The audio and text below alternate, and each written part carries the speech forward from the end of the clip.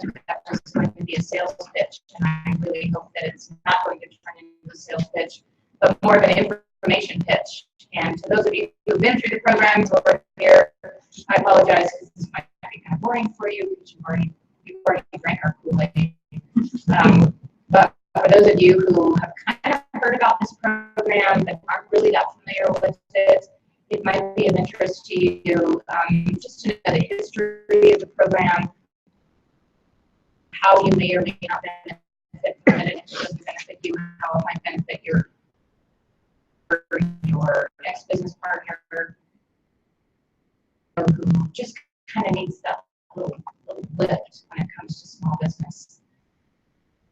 A presentation that I gave to, was fortunate enough to give a presentation a couple weeks ago to the Governor's Economic Development Board of Directors.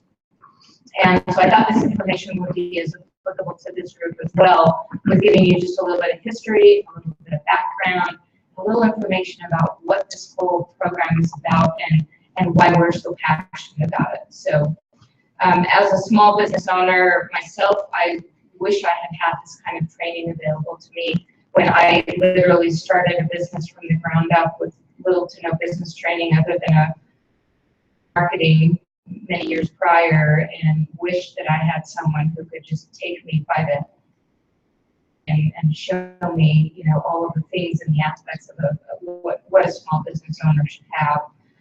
So I wanted to start out by letting you know that in Utah there are over 74,000 in the state. And I got these stats from our friends at EDC Utah. In Salt Lake, 33,000 small businesses. Now, small business is any business from 1 employee to 499. Well, as we know in Utah, most small businesses are generally between 2 and 25 employees. But that number is important to us because there's so much potential for companies that could be trying to go through the criteria as to what Goldman Sachs program they're looking at is just a smattering of some of our scholars. We have many stories to tell, and I'll tell a few of them, but I really don't want to steal the thunder from our panelists because they're the ones that will give me their real stories. I just know them peripherally. Launched in 2010. Utah was the 8th site selected, and Goldman Sachs partnered with a couple of key people to make this program. One of them is Babson College, and for those of you who aren't familiar with Babson College, Babson is the #1 entrepreneurship college in the country, 20 years running. So if you want to be trained as an entrepreneur, you want to go to Babson College. They know what they're doing. They've got tried and true resources, trainers, experts into, you know, how does an entrepreneur really become successful and build a program of entrepreneurship. The company called ICIC, which stands for the Initiative for a Competitive Inner City, and they are a research think tank that does nothing but study within inner cities and large cities successful. There's a lot of background research and data gathering. So here today, we've got 6,100 companies trained. So we're over that halfway mark on the Goldman Sachs 10,000 goal. If all goes well, it will be at 10,000 probably somewhere in the year 2018. So our runway is becoming shorter and shorter, and I'll talk a little bit about what we hope it to be. But at today's date, we're at 6,100. There are 13 sites across the country that we train. There's all connected with the community college, and then there's a national program. So we're extremely fortunate to be one of 13 sites in the whole country. We like to think it's because we're so cool. Because we think it might also have something to do with the fact that Goldman Sachs has their second largest office in Utah, down here on Main Street. So that might have had a little bit of influence as well.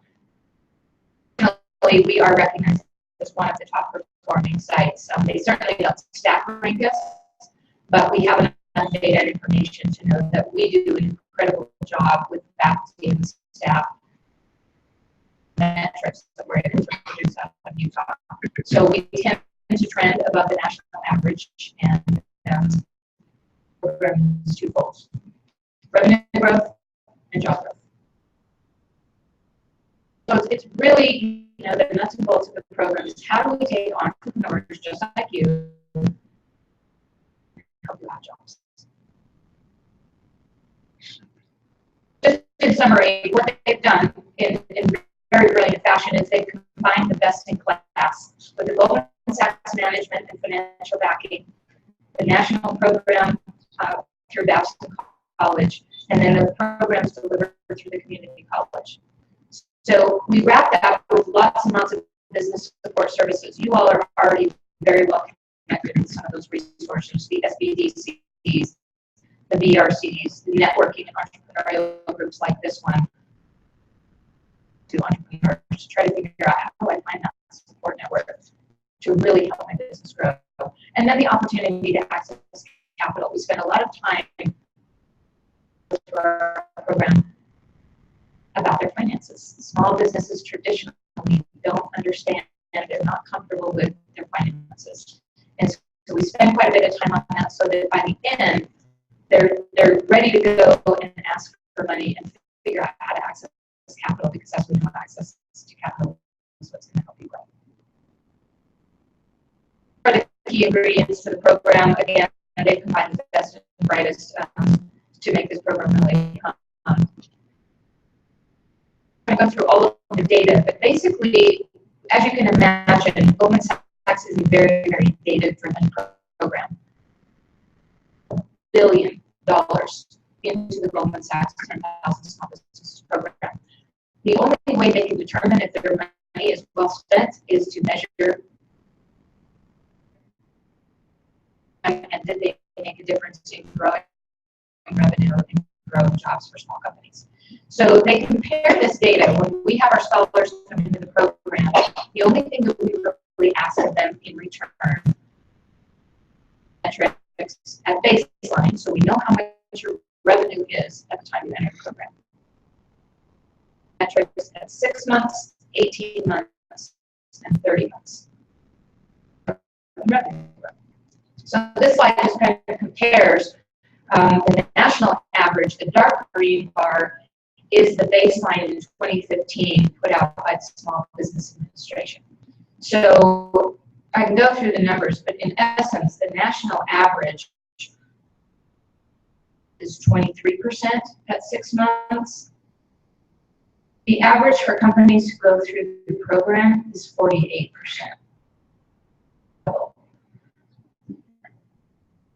In revenue growth, at 18 months, 4% of the companies having graduated from the program have grown revenue by 90%.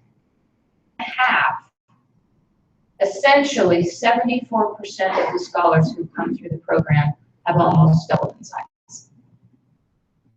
And so Goldman can go back and feel pretty good about the fact that their investment is paying off with what they set out to do. So what's the Utah story? How do we fit into this whole picture? So we are currently in our 11th cohort, and a cohort is made up of scholars, of CEOs, business owners. They're in a classroom, and there are between generally 30 to 40 business owners in one cohort. And for a period of about 20 weeks, we get together every other Thursday. A few smattering clinics thrown in. We track our own revenue as well, and the baseline revenue for our own scholars, 333 businesses today, is $500 million. So we make a huge impact in Utah. That's just what I tried to convey to the governor's office. This program, we're going to lose a really valuable asset and resource because we're showing at 18 months, these small businesses are more than doubling and adding jobs. So again, we try to put together a cohort of businesses that are very, very unique and different. They're not all financial services. They're all restaurants. It's of different businesses, and we work really hard to find the right mix. Minority-owned businesses, short-term businesses. We've had businesses that are third generation. You know, started by a first-generation immigrant, and they didn't even get a college degree. So it's really interesting to bring a variety of different people together in the classroom. It is really what makes it fun. No. Okay. So the other piece of this is that we screen about 3 times the number of applicants that we actually take. And Tom Longnecker, many of you know Tom. Tom works really hard in our outreach to try to recruit companies into the program. Doesn't necessarily mean you get accepted. So there's a very this program in the 3 times the amount of companies that apply. And again, my message to the governor's office was, well, think if we could train 100 every single cohort. If we were training 300 people a year as opposed to 100 people a year, what kind of impact would we be making on the economy in Utah? We have many, many success stories. The economic impact is immeasurable. It's in the billions. And we have this bursting alumni network now, and that is a very strong element to the program as well. Is that you have this whole growth of other small businesses who have gone through the program that can identify with what you've done, and they get together, and we have different trainings and workshops and mixers for that particular organization as well. And they've taken off on they're very, very well organized. We provide some programming that they've actually created some of their own. Again, got to 73,000 small businesses in Utah. You can much more we can do with that. Oh, I didn't mention this too. We and Goldman Sachs mantra of gathering data surveys about our scholars, and we tweak the program based on the feedback that we get from them during the program. And we rank very, very high deliverables that we're giving the companies that are coming through the program. We're paying attention to what are the trends and what needs to change. Should we have more on social media? Yes, they're becoming obsolete because small businesses are struggling with resources. So in such a short time frame, we want to make sure we're delivering content in this kind of compressed program. We have steroids. Really what it is it's an MBA on your own business. So instead of teaching a bunch of theory about, Caterpillar or Toyota, you're doing a study on your own company. So this is a picture of curriculum. These are the modules that we take you through. Each class we call a module. We're getting like a quarter, what would be a quarter class in an MBA, you're getting it in an 8-hour session. We start with, an orientation about really deep diving and discovering what your business is about, into, the objective of the program, which is very, very simple. So by the end of the program, what you can walk away with, what the scholars walk away with, is an executable, is for how do I take my business forward. It's not a business plan or a marketing plan or something that you sit on the shelf. It's a working document that the scholars can then say, well, this is the roadmap. This is how I'm going to go about reaching that 90% growth in 18 months. And so it's a very effective method of getting scholars very much in touch with their own business and opportunities might be. Businesses aren't really growing. This isn't necessarily the program for them. If they're kind of a lifestyle business and they're running a coffee shop and they're making a good living and they really don't have interest in expanding to 2 or 3 and 5 locations or franchising, the best program for them. About how do I take my business, from point A to point Z.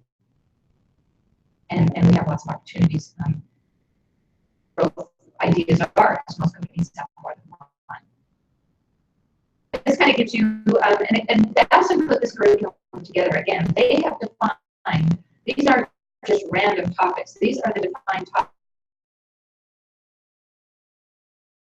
topics to understand and know about their business in order to make that growth happen. Discovery process, and I'm sure our panelists will talk to you about what the classroom environment is like and why it's so important. Growth groups, and you learn from one another. It's not a lecture-based program. It's very much a discovery-based program with a little bit of content, so we can get you on the right path. Now, the Goldman Sachs program, we have an operating budget of about $1.2 million a year. So if you do the math, we're training roughly 100 scholars a year. It's about a $12,000 value proposition. And did I mention that it is 100% scholarship based?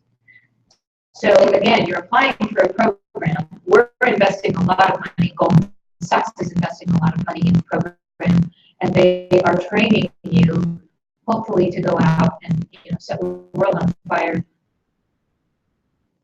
6 months, 18 months, and 30 months. That's really the only ask that we have to help out the scholars.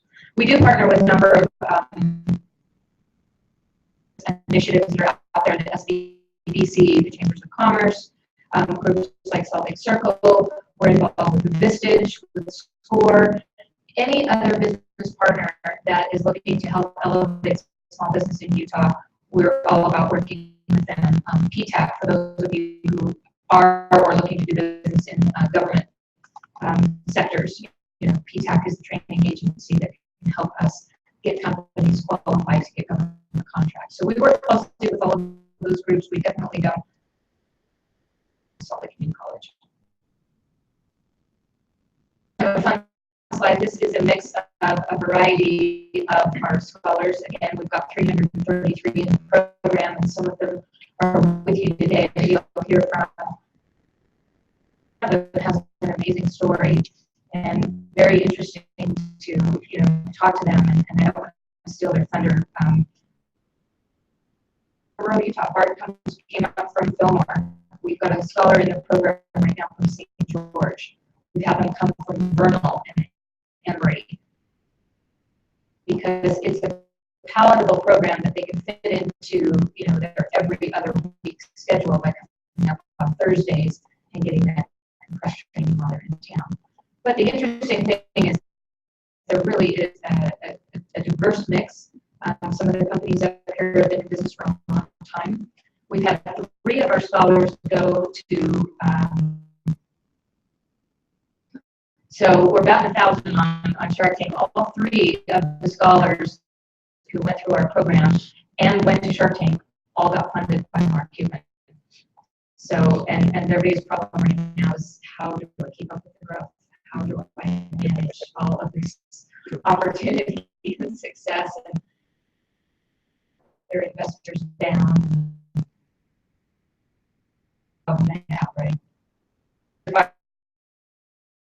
Shapul was another, and Kistix was our 3rd. So they've all got interesting stories to tell. So what we're trying to figure out now is, how do we sustain this program? As I mentioned, the program for scholars and adding more every month, every day across the country. And we feel like our runway is up to about 2018. And so we're looking at, how do we structure this program for sustainability, given the impact that it has on Utah.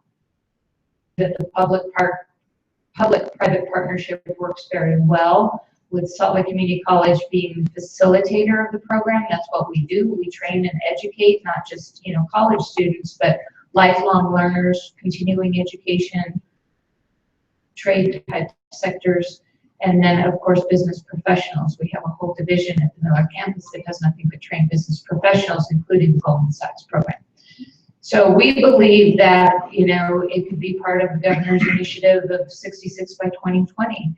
It's about 110 classroom hours. Technically, it would be a certification by 4 that goes toward the government, trying to get more people, either college ready, college trained, or sort of a specific training program. And there's also the governor's economic clusters. You know, we thought about, could we do a specific training class on some of the sectors that the state really wants to grow in? Grow in aerospace technologies. Well, what if we took a bunch of small businesses in aerospace and did a collaborative, you know, crash course on how do we grow aerospace in the state of Utah? Those are some of the ideas that we've just kicked around to try and get the state more interested in potentially helping us and funding us. And then, of course, rural. You know, you think about the impact that if you're a business in Kanab, employees, and you even just have 5 employees in Kanab, or you add $100,000 in revenue, what that does to a small community. And Linda Gilmore certainly knows that better than any of us. But how could we really impact some of those outreaching areas that don't necessarily, that they deserve to be able to grow businesses just like you do in the county here. I was going to make mention to these are a couple of our scholars. This is Pyromaniac's Pizza. He's a food truck business, and he can cook basically a stone oven pizza in like 90 seconds, and it tastes just like a really amazing pizza that you can get in an authentic pizza shop, and he's got it on wheels. And then we've also got Matrix Salon. She's she had one spot here in Utah. It was fairly small. She's now got 3. She's expanded to 3 locations, and 2 of them are in her home country of Mexico. And sky's the limit for her. She's really, really come a long way in the program. So a few more of our scholars. Favorites, they do specific dog training and dog care for all of your needs. LaBarba Coffee, I think they participated in some SLCircle events.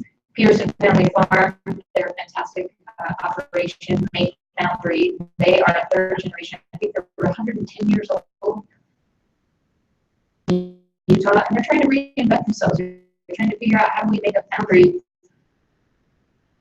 and successful again, after being around for over 100 years. So we go all the way from, Goldman engineering to farmers to foundries to Silver Hawk aerial imaging. They're doing a bunch of work in the drone space and just having phenomenal success. So really, the diversity of the program is part of the fun. Going up there, and she's going to speak later on the panel. Next cohort that we're taking applications for now is will start in March. We're just rounding out our next cohort, which will start in January, and closing that out this Friday with about 100 applicants, and then we'll re-round again and generate some more interest, and hopefully through word of mouth for you all. If you know a business, if you are a business, if this is interesting to you, we would love to have you in the program. The criteria is fairly simple. You have been around for 2 years, minimum of $150,000 in revenue with full-time employees. So they could be 8 part-time, they could be contract employees, but roughly those are the guidelines to get you in the program. And then, of course, the desire to learn. So that's it in a nutshell. I hope I don't see too many confused faces. I'll be happy to answer some questions, and I promise not to steal the thunder of the panel, but happy to answer some of the, if you have some. Oh, no.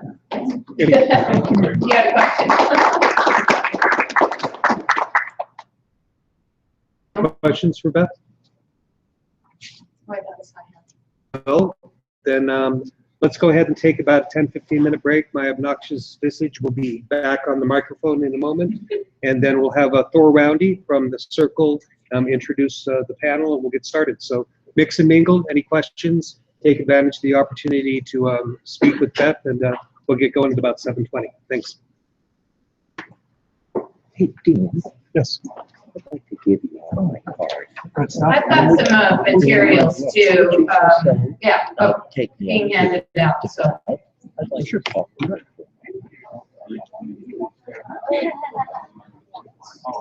Are you leaving now? No, I'm not taking off. Okay. I'll be right back. Yeah, I think right there. Are you? That's why you're Sorry, no problem. well, great. How are you? I'm better.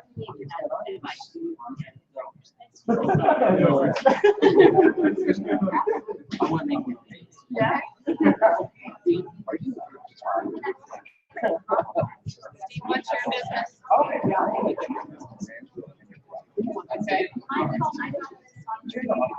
So I lost a lot of business.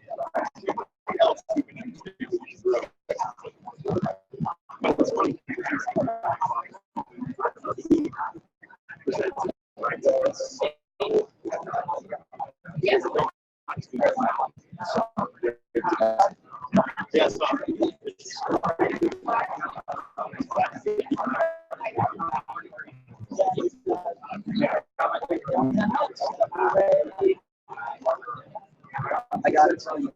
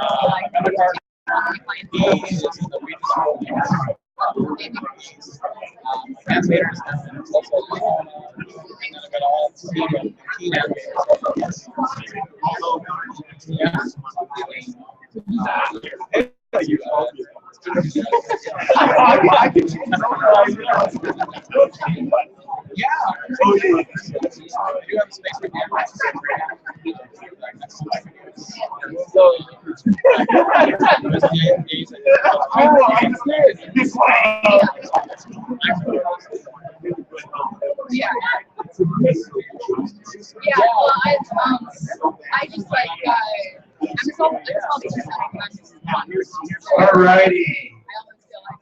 Unless you want me to sing some of the songs that I remember still to this day from primary, it might be a good idea for you to find your seat again.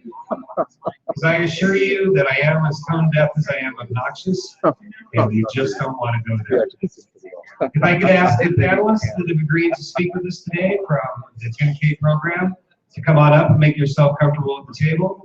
I'd like to introduce Thor Roundy, who's been with the Circle now for I think about 3.5, 4 years. And Thor and I met at a networking group in 1982. It was actually a leadership conference called Voice State, of all things. I am still hearing conversations besides myself. Did I leave the music on again? All right. We're having conversations, but it was my own musical system. Just ridiculous. Without any more ado, an alumnus of 10K SB_SLC.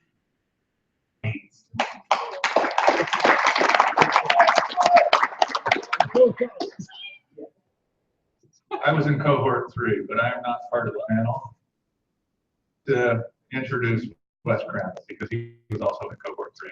And I've heard great things about your business, so congratulations and welcome to the panel. He's the owner of Jones Creek Beef, and he'll be talking, I'm sure, a little bit about their product and what makes them unique. I've also met over the phone only Randall Heath in the past, so work with him. And so I'm glad to have you on the panel as well. And this is one of the great things about the Goldman Sachs alumni program. There's 2 reasons I wanted to get into the program. One, how Goldman Sachs was teaching about small business. And the other one was to meet these alumni and work with you. So we've got 2 other people on the panel, and I'm winging this a little bit so far. Adams with and Diana Shea, the culinary director at Salt Lake Culinary Center. So I'm also really excited to hear about what both of you guys do with food. So, all right. So without further ado, we like to let you speak for yourselves for as much as possible for these events. So if you guys have, you want to begin the introductions. Yeah, okay.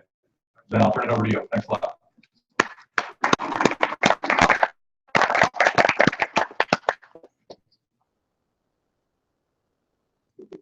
Sometimes when you hear about this program, you think it really is happens. The business owners that come in and where they come in and they find out what they didn't know. The outreach directors. And I'm going to start off by having each one of them remember that. Part of what your business is about. And the first thing I'd like for you to do is say, moment for you. Maybe talk about that. So, what was the biggest aha moment?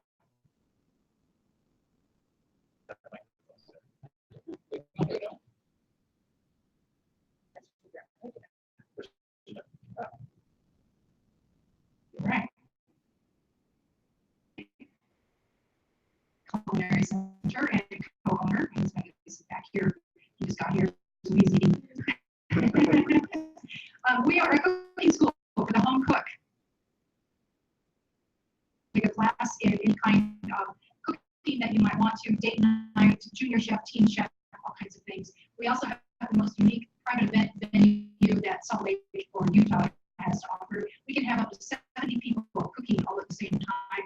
We do a lot of corporate events for team building, competitions, all kinds of fun shenanigans that happen in the kitchen. My biggest aha moment, there's so many of them. I think that one of them is this alone, that there really is a roadmap that we have made. And if you just kind of stay on that roadmap, eventually we'll get there. My name is Randall Heath. I'm with Cold Sweep Solutions. We're a dry ice blasting contractor, which means we use dry ice made from recycled CO2 to sandblast. Dry ice disappears on impact. It's a very green process, as is our other technology, which is called induction stripping. It's a magnetic process that will remove rubber, fiberglass, other thick coatings from steel tanks with no noise or secondary waste. My biggest aha moment was like in the very first class. It's like I'm sitting there with like 29 other small businesses, are so different, but we had the exact same problems, you know, cash flow, employees, and on and on.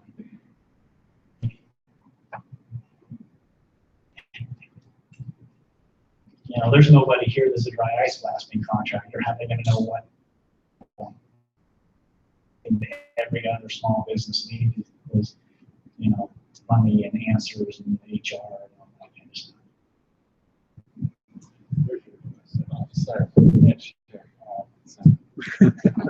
I'm Wes Crandall with Jones Creek Beef. I attended the cohort 3 in 2014, and I own an all natural grass-fed beef company. Grass-fed beef that we have further processed and packaged and shipped nationwide. We have several grocery stores that we work with and restaurants. And I think my biggest aha moment was similar to Randall's, that owner is kind of a you're in charge of doing so many things and in different areas, and you just feel like nobody really understands you. So to be in a room with 29 other business owners and to realize, okay, I'm going to make it, and then to be able to talk through some of your own problems with them and kind of information back and forth is extremely beneficial. For Mountain View Mushrooms, located in Fillmore, Utah. We fresh mushrooms. The facility's been there since 1974. I've been the owner for the last 4 years. Last year we grew over 6 million pounds of mushrooms. We distribute to the Salt Lake, Las Vegas, and LA markets. Primarily food service companies, and we do a little bit of retail. You can find some of our products in Burger King and Harmon. We should be in most of their stores by the end of the month. The power of the network. I was surprised. I was one of the largest employers, revenue and employee-wise, and services of other cohorts I've been able to take advantage of. And that was a great aha. This question is for the two of you, and I'm going to ask you through a different was and is the most meaningful metric of your business dashboard? The thing that we look at every single day is our yield. By the pounds we grow per square foot. Obviously, that's a farmer measure for yield, but we profitability is tied directly to our yield. Obviously, the more we can grow with the same number of inputs, the more profitable we are. One thing I was able to formalize that a little bit. Model, really take it back to my team and present it in a way to show them that we can be profitable and show them that we learn about it makes sense to them. Drive our yields up and our profitability. It's going great since we've been able to implement that idea. I did, as I started the business program, was I created an Excel spreadsheet to be able to watch all of my costs. And so every single week we get an order from our big customers, and we're supposed to fulfill it the following week. Get that order, I can input all of that. I know exactly where my costs are, where my profit is. I then push my team to either cut costs in a certain area or do things more efficiently. And so,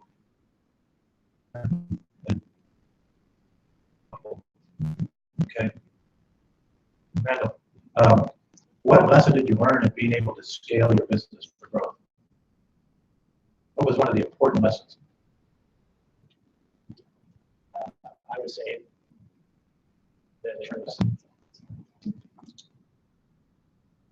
that you know, my growth opportunity was to purchase the second piece of equipment to double our size in the induction stripping category, and it was that it was possible to maybe dream a little bigger than you think, and you know, but that's what it was. You can achieve a lot more than you think you can. You just have to plan and go after it.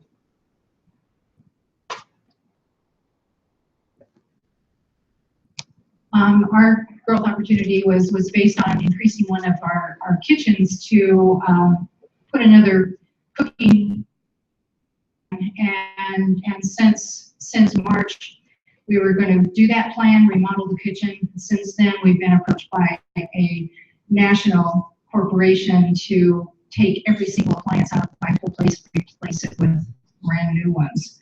So my growth opportunity just, so we scaled from this big to this big right there. So whoever wants to answer this one, what systems or operations did you need to improve in your business to grow it?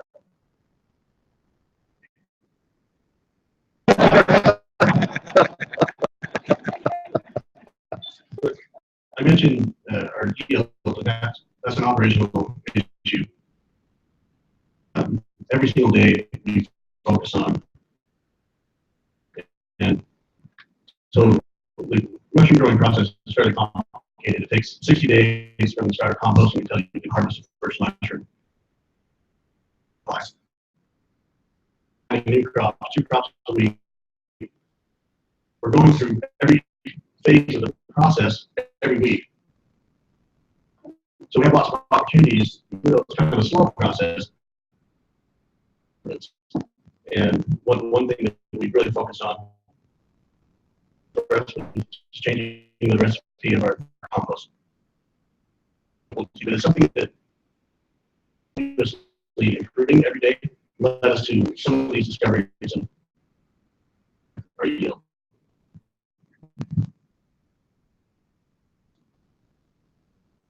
I just wanted to say that one of the concepts that our whole cohort was able to, put in place, we were talking about terms and how others had outrageous terms with customers wanting, 60 or 90 days, and it's like, and the very next meeting when we all got together, it's like, I told them we couldn't do it, and they gave me what I wanted, and if you don't ask for it, you don't get it here, so that was powerful.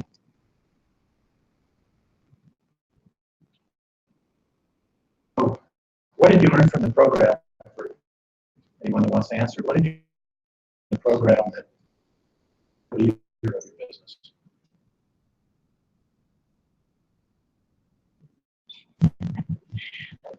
I think one of the things that I learned is the confidence to make those decisions and make them from a place of knowledge and research instead of just going, I think I have a really good idea, let's do it.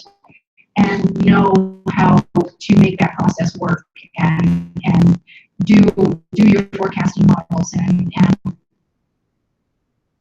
at what you think you want to do and make that decision, can you do it or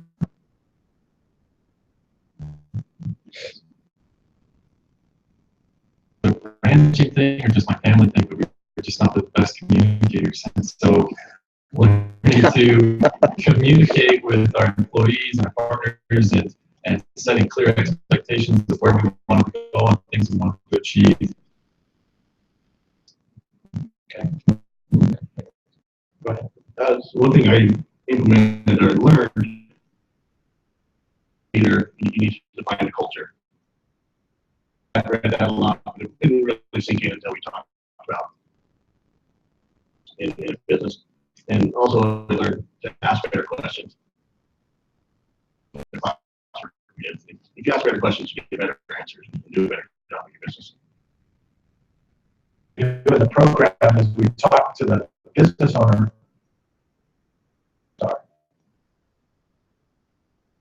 we do the risk analysis and they name 6 or 8 of them. Know from you before I ask them,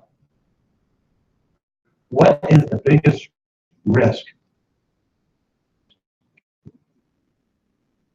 I'll take, anybody just stand up. I want to know what the #1 biggest risk is. I'll go. Acquiring players or customers. So new customer acquisition. So let me ask you this, phase 2 of the question. How do you mitigate that? What's that?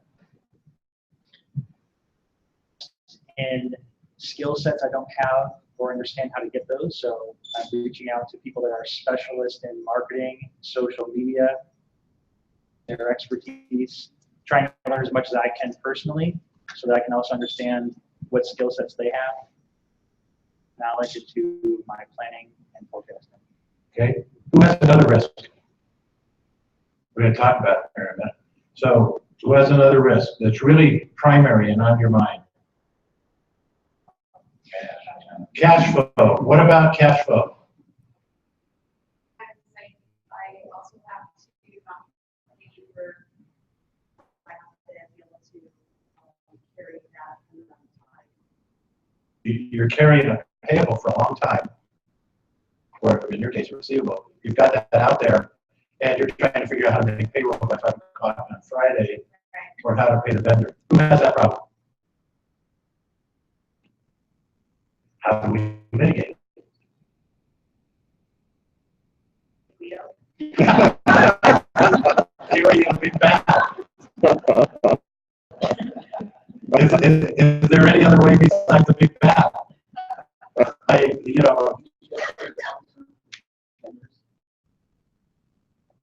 Negotiate long-term vendors. You can do that. Does that usually work? No. So how would you mitigate this? Yeah, you can do that. Let's ask the scholars for a minute. They have, because I think that this is one of the biggest things that we have to talk about. Where are the big risks? Yeah, and I'd like all 4 of you to answer that one. And how you mitigate it. I think my biggest risk at the beginning was family's farm, that my new business venture was going to work. Cattle and sheep in Utah for over 100 years, and I decided to branch out from that and create an outlet to take one further step, right? Instead of just selling animals, we were going to sell meat, we were going to go through the whole process. And so I literally bet the farm that my idea was going to work, and works out. As you guys business owners would know. And that's where I came up with one of my metrics, was to really watch my cash flow and watch. And I couldn't wait for QuickBooks to update, 30 or 60 days. I needed to know right up front if it was going to work or not. And once I did, I could show that to my banker, need more money because he knew it was coming back, and I was going to easily be able to pay interest on top of it. And so, not having to stress about do I have enough money, I always had it, and I knew that each week I was going to make more and make money. So.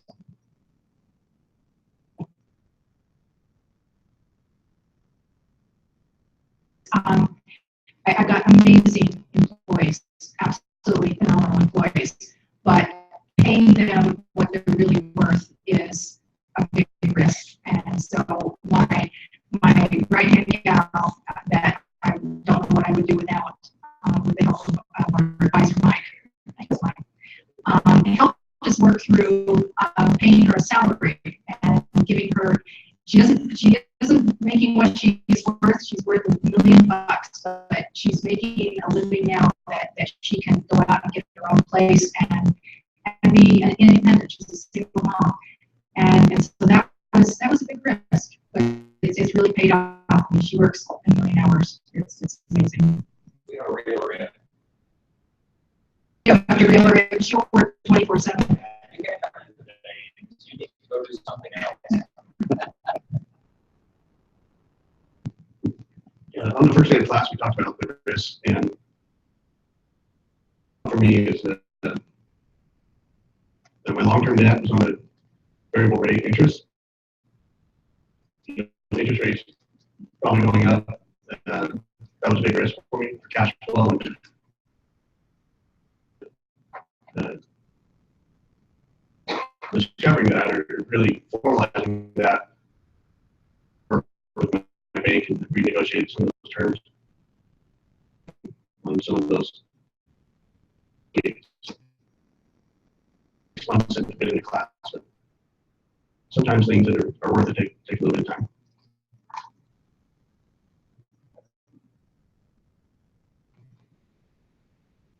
You know, I've already touched on the one risk that was mentioned again, you know, asking for better rates from your customers, and that was so much easier, you know. But, you know, right now, this is not a risk that we faced back then, but we've been doing a little bit of business in Canada and Trinidad and some international stuff, and now we're trying to decide to do more of that type of work. And so it's a risk. You know, you're doing business with people that aren't even in the country and with different legal systems and all of that stuff. And so far it's worked out well. I just returned from a trade mission with the governor to Toronto, Canada last week. I am so sorry. I thought I turned it off. It's the governor.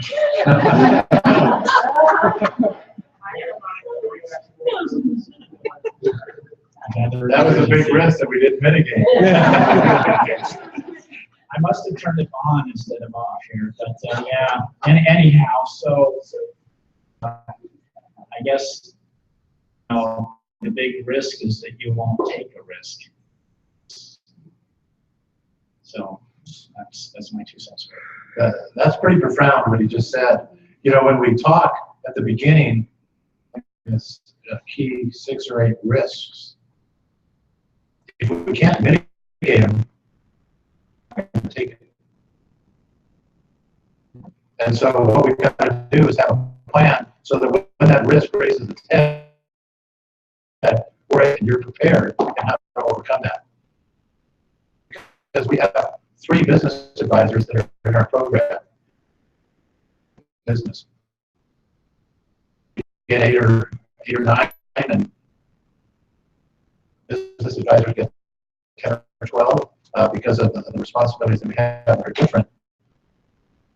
Our panel here today, the role of a business advisor during the program, and we visit you 6 or 8 times during that, where we're in your business or meeting with you.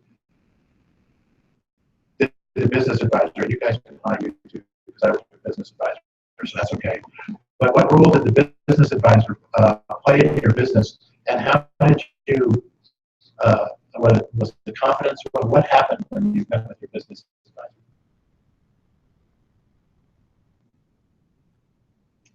Wow, where do I start? Pistols and 10 paces. You know, Mike was our business advisor and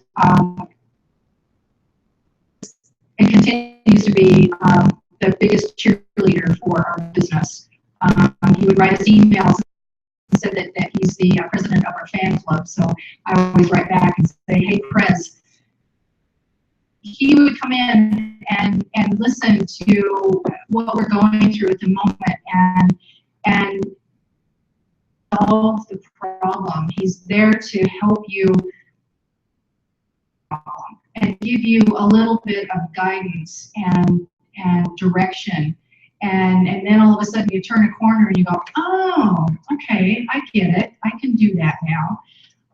But the support that not only Mike, but even the other advisors when you're going through the program, you share your successes and you share your hard times too, and everybody is there to support you.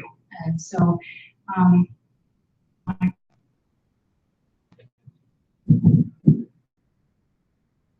these questions that everybody has to answer. No, if you want to pass, you can pass. No, you know what, the advisors, John Cooper, perfect in every way, a cheerleader, you know, like the little guy here on your shoulder telling you that you have to, you know, because everybody out there knows that just running a business is a full-time job, and then trying to add based on top of that is there's just more to do, but it's certainly achievable. And thank you for the coaching. And I should mention that also the other word, incredible coaches as well. Here, you know, the opportunity to get 29 friends that you spent that much time with, and in our cohort, there's multiple opportunities where we helped each other out, you know, with doing business with each other in a good way you can imagine here. So.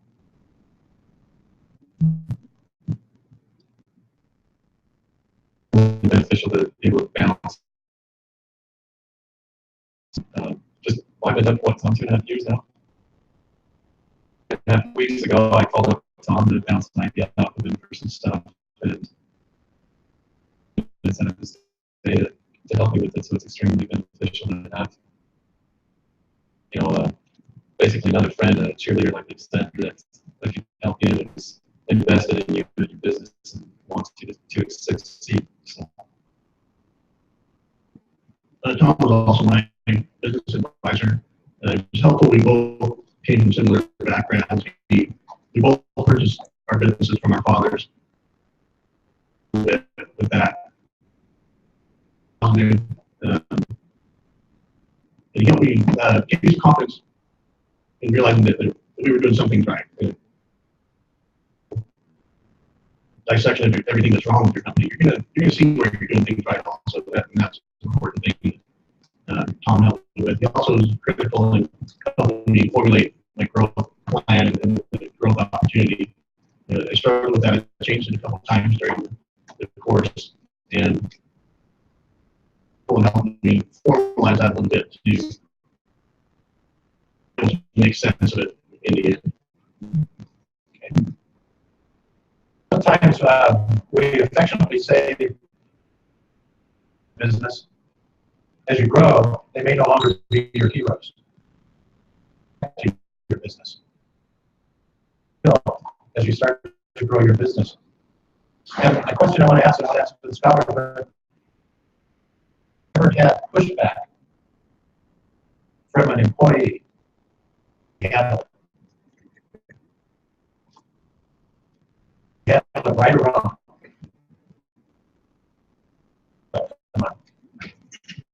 Anybody have pushback from an employee, and how did you handle it? Ended their contract. Ended their contract. Okay, so you just said that at the time, was it that or when it expired? when it expired, you just didn't renew. That was somebody that put back the door. I've had employees who asked if they could become part of the company. And the way I handled it is I've asked them, well, what is it that you really want? It's seldom really ownership. It's, you know, they think maybe there's more money in being an owner, or their retirement benefits of being an owner. And there's typically ways to help them get what they want. Let's figure out what they really want first rather than what they're. Anybody else? Okay, scholars, whoever wants to answer. Do you ever have pushback since you started the program as you were implementing changes, and how did you handle it?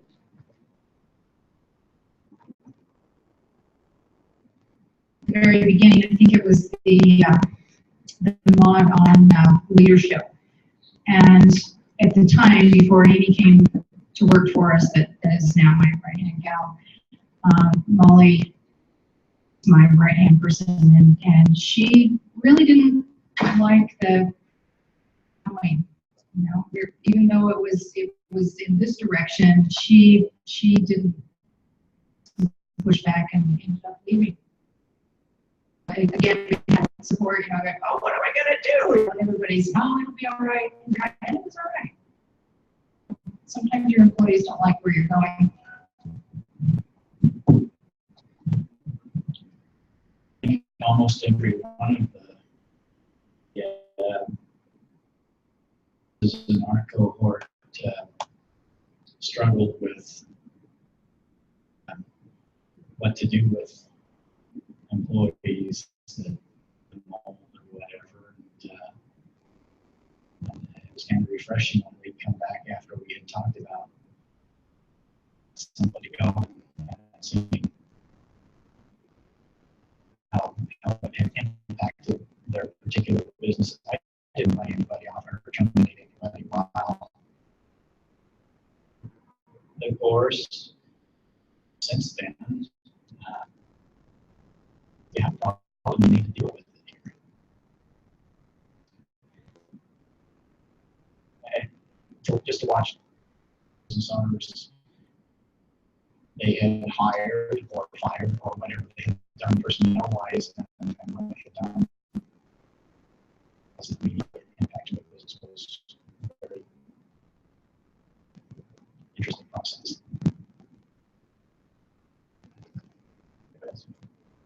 Okay. All right. As you understand the dynamics, as Beth put on all the modules on the screen earlier tonight, we talk about leadership, and we talk about metrics, and we talk about all the things that they learned going through this. Kind of a final question for the panel. What did you learn that you didn't know before you came into class? Learn that you didn't know.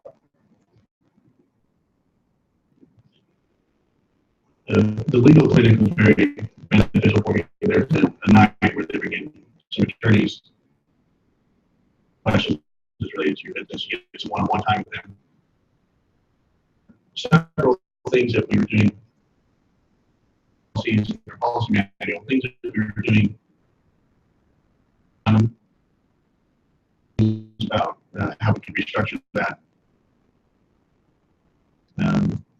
And for example, an attendance policy. We had an attendance policy in place for over 10 years. We had points, we deducted points for tardies and cumbersome to take care of and monitor it. It's difficult to explain to the employees how it worked.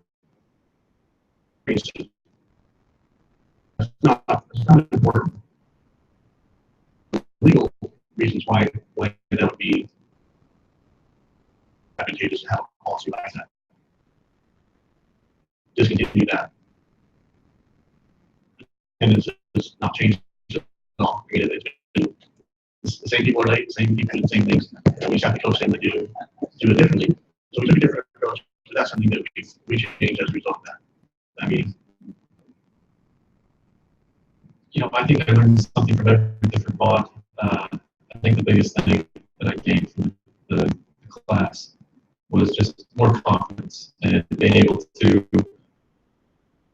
business and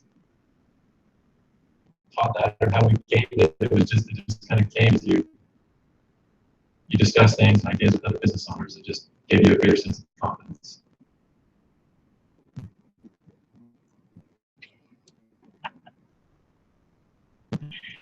I agree with that. I think the biggest thing is that the confidence that you learn, and you know, we're all different people, and I found out that I'm a people person. I want to be out in front. I want to be with my employees, and I want to be part of the program. But the thing that I had to learn is, how do you be the boss and still be out there with the people? I'm still learning that, because I want to be out there with the people. So it's the confidence that, yeah, I can't do this. I can't do it.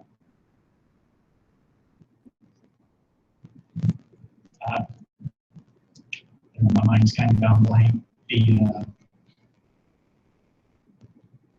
I just say that it's an amazing experience, and that I mentioned earlier that, you know, maybe taking risks is not as bad of a deal as some people make it out to be. You know, when you see scholars walk into the classroom for the very first time,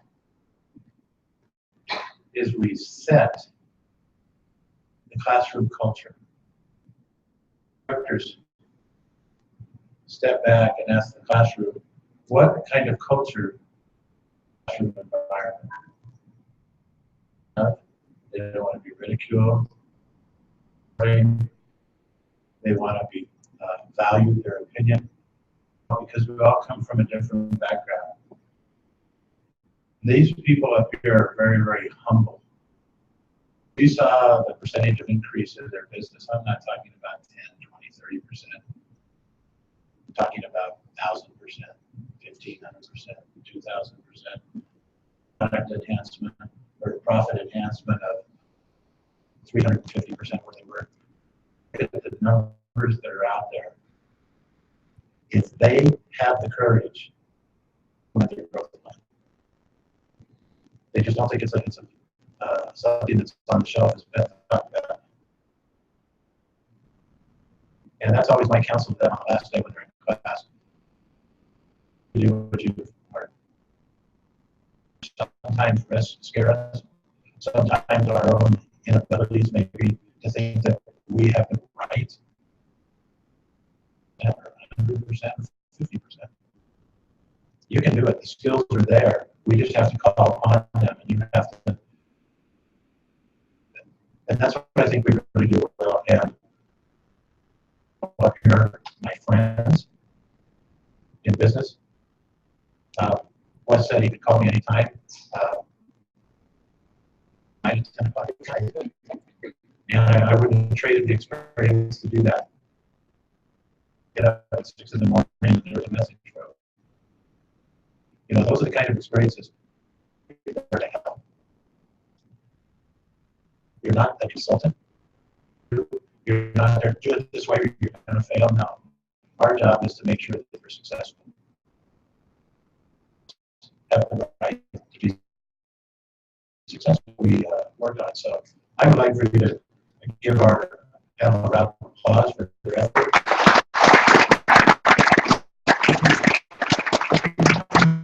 Particular question. I would just like to ask that you, when you stand up, you just tell us who you are and the name of your business is. Or two. But specific questions about beef, cooking, mushrooms, you know, beef plastic, whatever it is, I'm sure they would love to answer. Take the time to ask a question.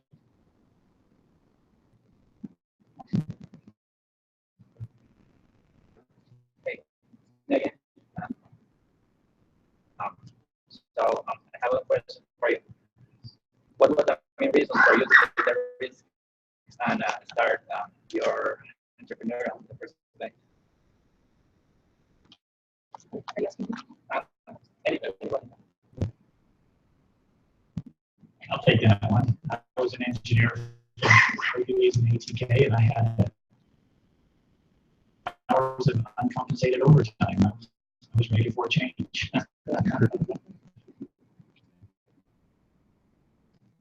You know, when I graduated school at Utah State, I went back and started working on our family farm.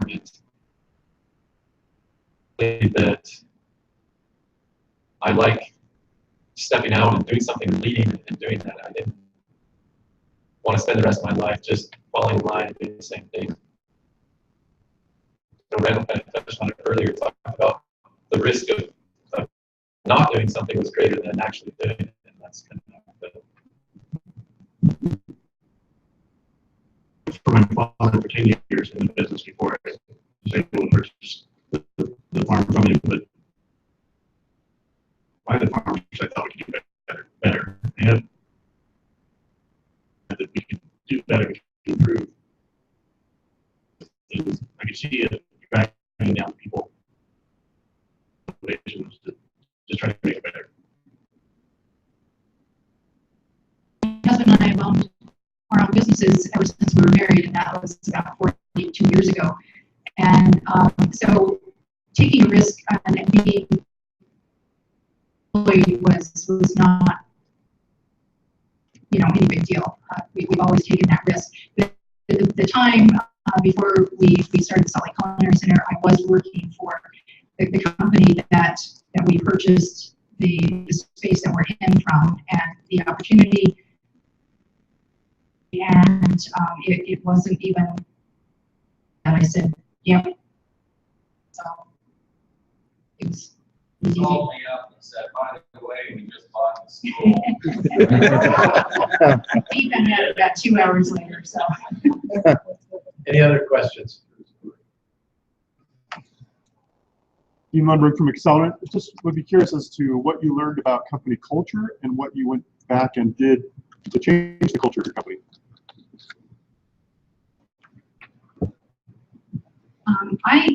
Our Salt Lake Culinary Center has always had an amazing culture. We have, as I said, an amazing staff. And when someone who has never been to our business walks through our front door, they kind of look around and they breathe in the air and they go, this place is amazing. And that is because of the way that our employees are, and they feel that. And so I didn't really have to change a thing. I just had to continue it. And that's hard, because when you add a new employee or take an employee away, it changes your culture. And so you really have to work at that all the time. But when you have that fantastic supportive culture, it really means a lot to your customers too.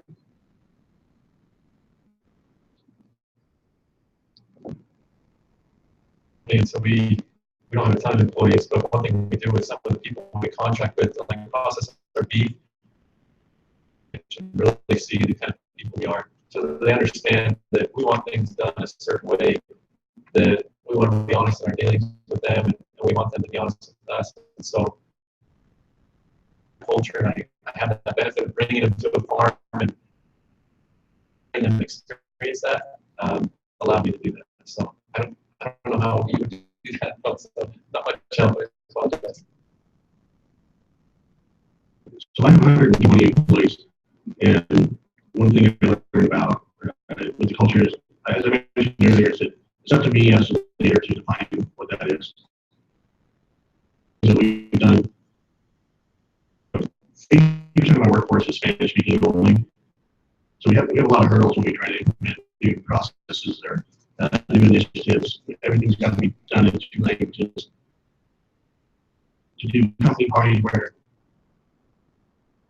it's not so segregated by languages, that we can realize that we're all on the same team.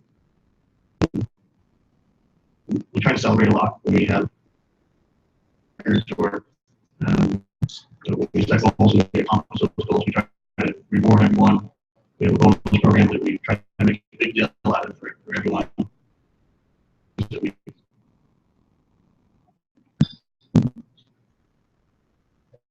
is I usually John was going to be an intern at Goldman Sachs, so I just came to check this out. It's been a wonderful experience. So my question is, how do you measure success in your business? Dollars.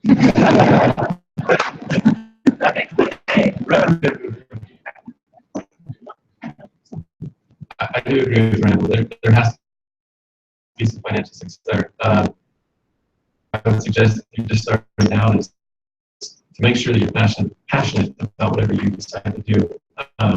One thing that I love is getting emails from customers that say, "Why your beef? I haven't been able to find grass-fed beef anywhere, and you've made it affordable for us." And so, those are just wonderful little. So that it's pretty, that way when I know that I'm helping somebody. I was going to say along the same lines also is that we have,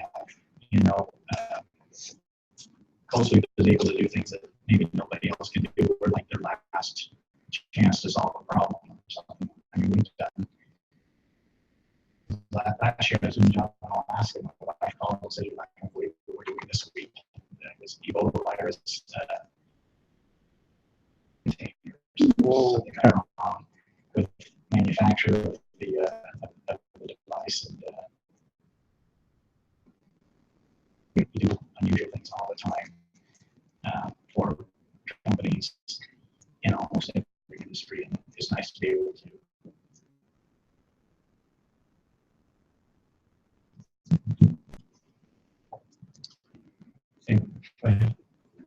My name is Ashley Anderson, YouTube languages. I'm a self-employed technical author. As your businesses have grown and changed, clients, and how do you maintain relationships with clients while also welcoming in new ones?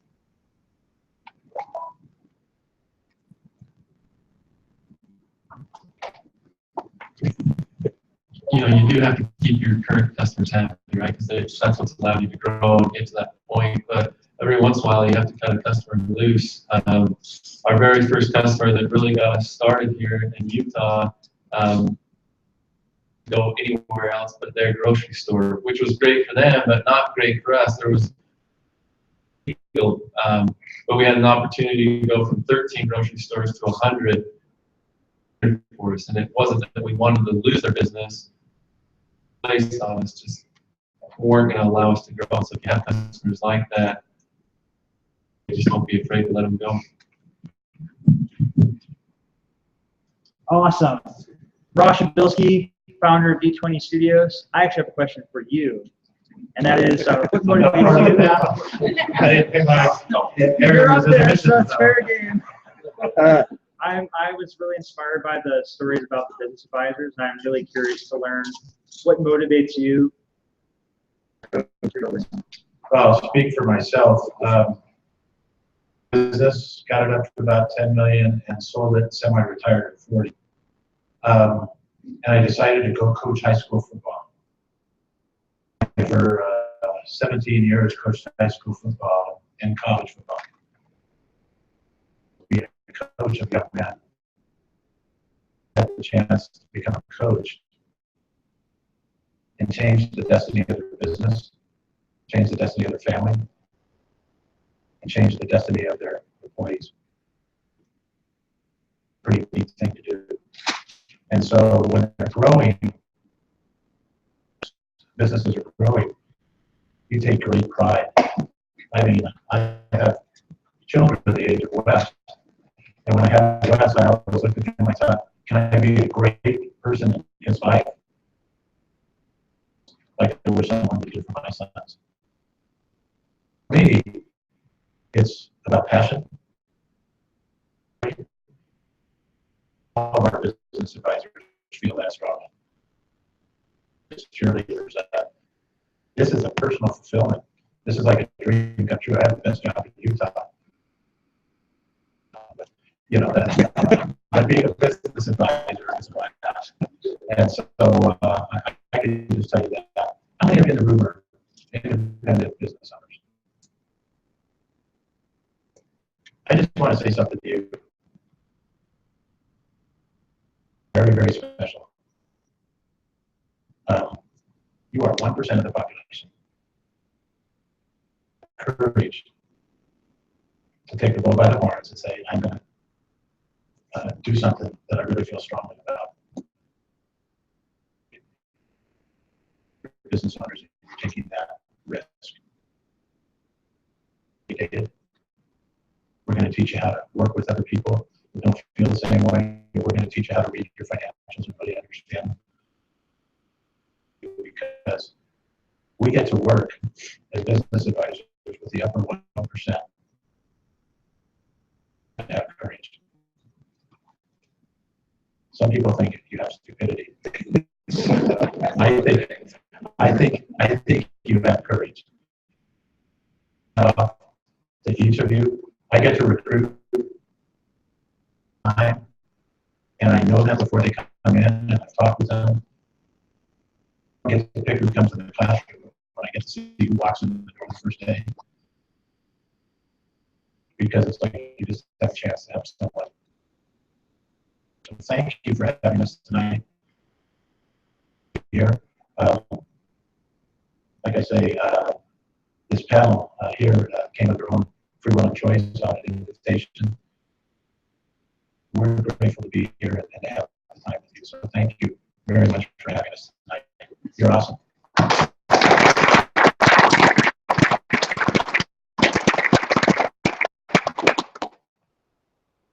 Great hand for the fantastic things that they're doing at 10K. Look forward to seeing you over the next month. Remember, we now have our own venue at Access Salt Lake. We hope to be able to see you there. If any of you would like to present, if you have a group, a users group that needs to be able to have a venue to share a message, accesssaltlake.com is up. You can correspond with us there, and we'll continue to keep the calendar stoked here at SLCircle, and we'll see you next time around. Thank you.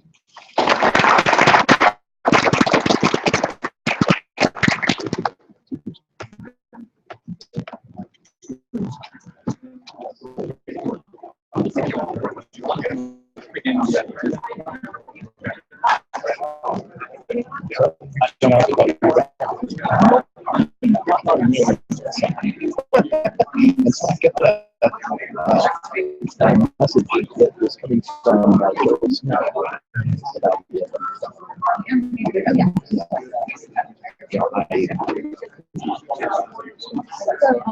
I knew a little bit about the 10K small business program.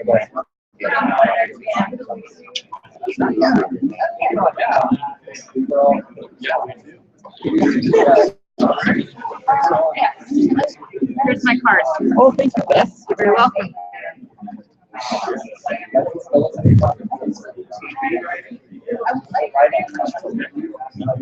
They have a national program, but Beth is in charge of is what the local, but they have a national program.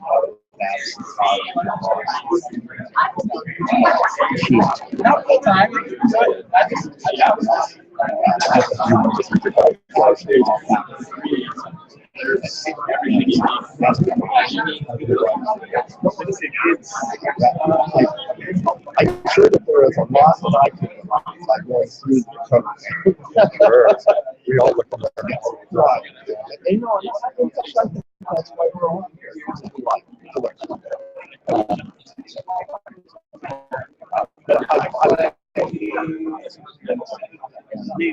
She indicated something like that.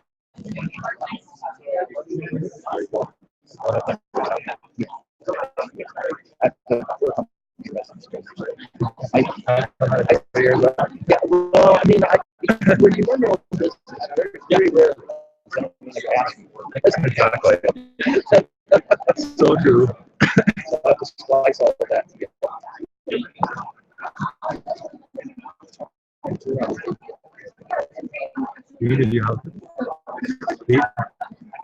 Sorry.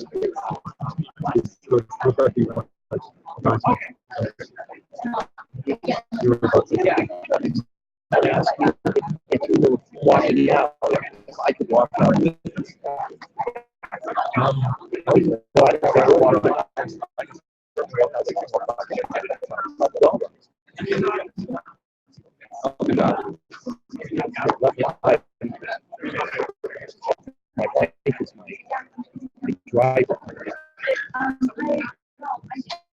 kind of close. We lived right above the cafe building.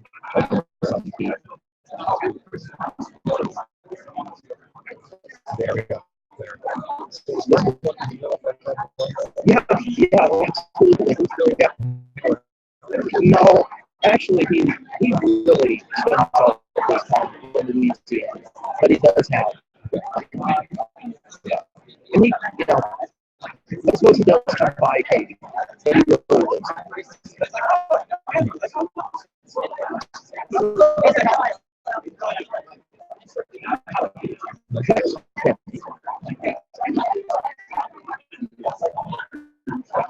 Ready to come home.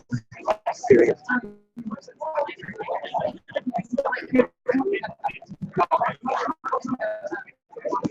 Yeah.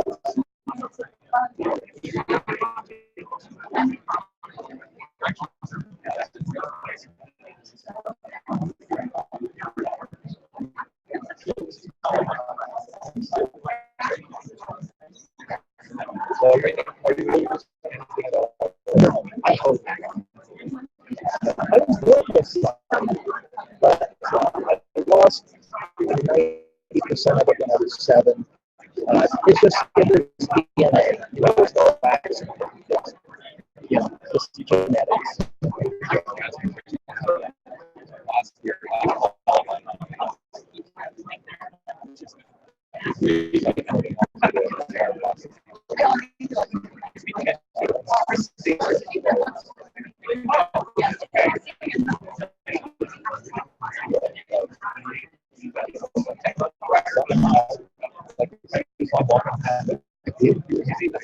Right. We have what we call mobility vision. And I had that for a while. We went away.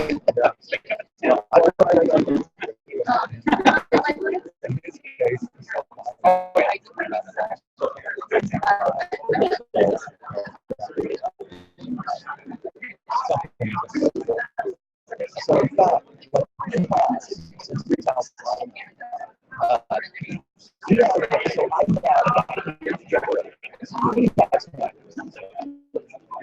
but what he has is called RT. And what I have is called start.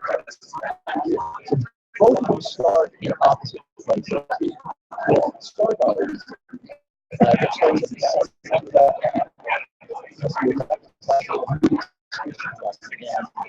start others kills the cells in the center of them and then moves toward them. Whereas RT begins to kill the cells and moves to the center. So with RT, you have something like that standing on the side, but you can see things straight on quite well. You can see. What's nice is really talking is the focus on center. And when you have star guards, you have to see you have center vision, so you can wear glasses.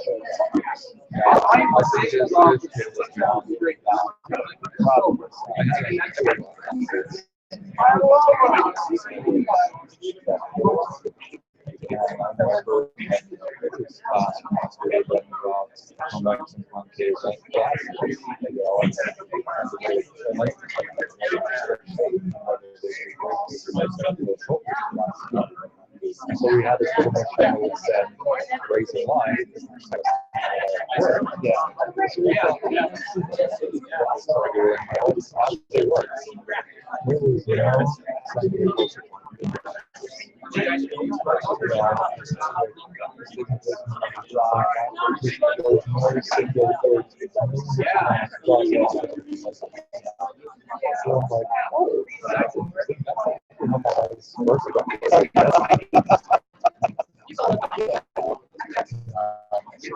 So when I went into adulthood, I had to do like 10% of my size, but I lost that.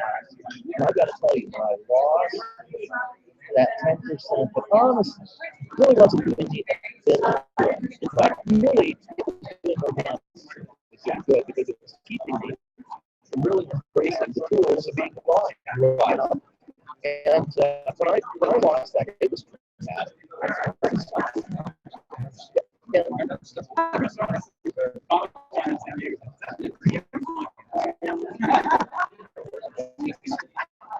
Yeah. Well, let me tell you, once I got back really, I am much more happy being older than I was being like because I now embrace the tools of being more. I use it to be used. And so my message to you is that if anyone else that ever fears losing their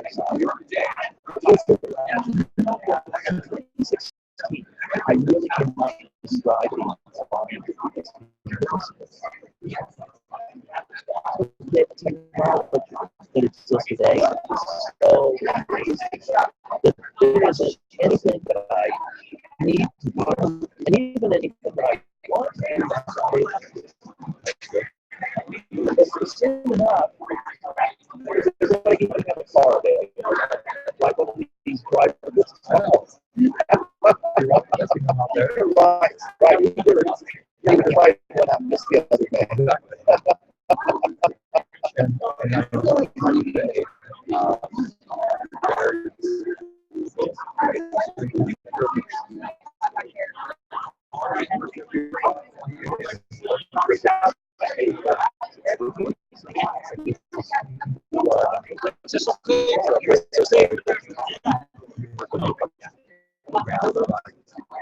They are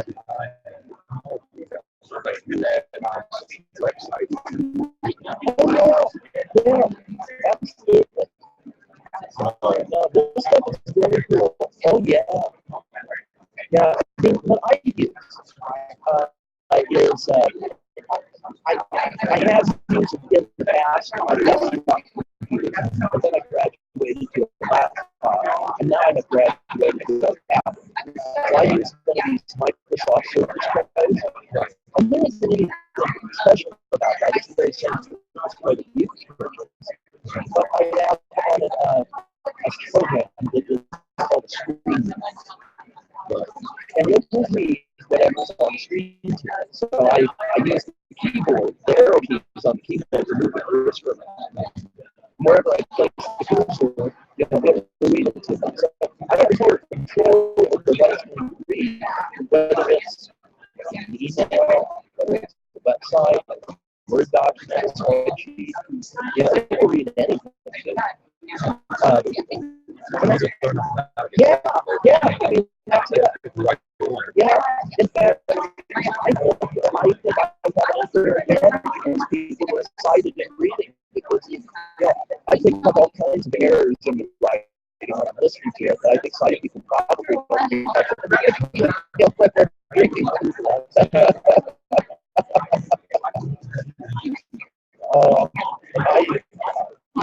A lot of this technology has probably been available most of it for around 10 years.